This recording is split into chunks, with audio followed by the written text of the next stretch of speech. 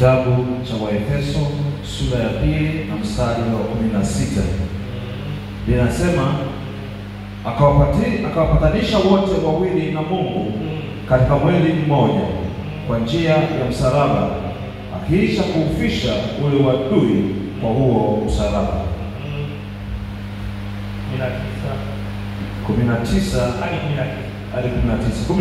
Nasema akaja akahubiri amani kwenu ninyi mliokuwa mbali, na amani kwao waliokuwa karibu.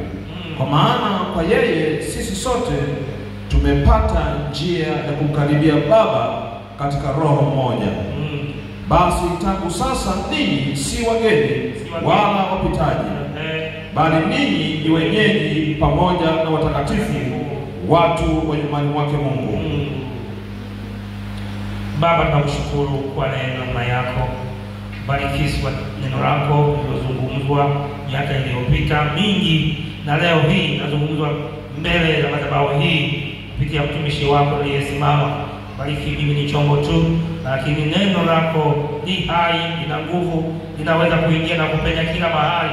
Neno lako ni nyundo, Bwana, likafanye kila jambo ndani ya maisha ya mtu huyu atakayesikia na kuipokea mahali popote alipo katika dunia hii. Neema yako, uweza wako, nguvu zako, Bwana, ukatupatanishe kupitia neno lako. Patanisha wanadamu wote kama waliofanya kwa damu yako, tukaone mambo makubwa yalifanyika katika jina lako, na nakushukuru. Amina. Somo letu linasema njia rahisi ya kumkaribia Mungu ni Yesu Kristo, au ni damu ya Yesu Kristo. Njia rahisi ya kumkaribia Mungu ni damu ya Yesu, na Yesu Kristo mwenyewe alitoa damu hiyo kupitia hata msalaba wake, kupitia mateso yake Yesu, kupitia usulubishwa.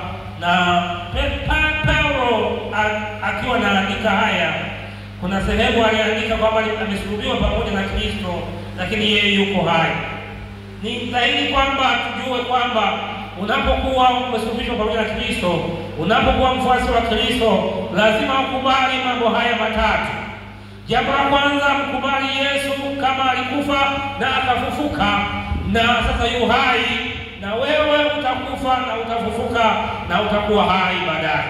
Lakini jambo la pili, ukubali kwamba kupitia damu ya Yesu, damu isiyokuwa na virusi, damu ambayo inaweza kuwa na vinasaba vya wokovu, damu ambayo imetupatanisha na pamoja na msalaba wake, ndio maana tumesimama katika njia rahisi na njia sahihi ya kuweza kukutana hapa kanisani na madhabahuni, au mahali popote ulipo, kwenye televisheni au kwenye simu yako, mahali popote pale ukutane. Naweza kukutana na Yesu kupitia neno lake, naweza kukutana na Mungu kupitia Yesu Kristo.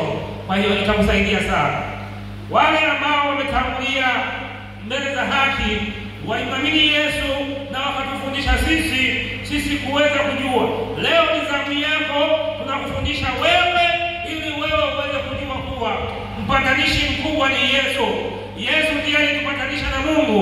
Tulikuwa tumefanana na Mungu na tulikuwa tumekwisha kabisa na Mungu. Alituona kama takataka pale ambapo aliachilia moto kule Sodoma na Gomora, na baadaye akaachilia maji huku nyuma aliachilia maji.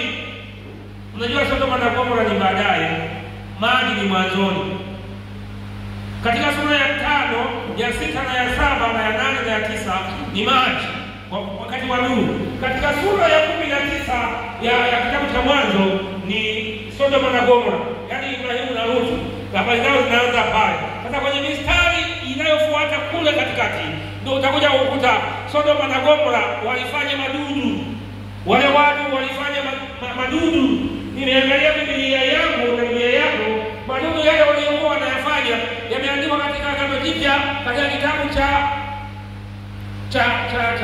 Warumi sura 16, ukianzia mstari wa 18 kwenda mpaka mwisho, unaweza kukuta madudu yale ambayo Paulo anahubiri Injili, anasema siwelee haya Injili, ndio utakuja kuiona mazuri wanafanya Sodoma na Gomora.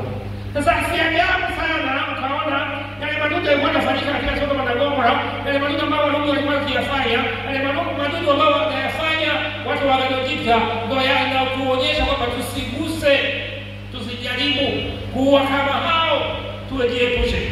Sasa hapa mwandishi wa Biblia